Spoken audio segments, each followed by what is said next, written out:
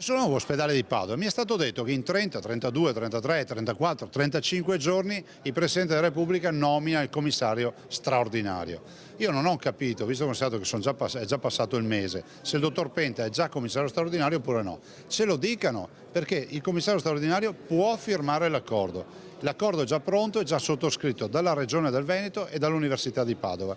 A me sembra che manchi solo un interlocutore fondamentale che è il Comune di Padova. Alibi esauriti per il commissario del comune di Padova Michele Penta. Dopo il mese di non belligeranza concesso dal presidente veneto Luca Zaia, in attesa degli adempimenti burocratici successivi alla nomina, comincia il pressing perché Penta firmi l'accordo di programma sul nuovo ospedale a Padova Est.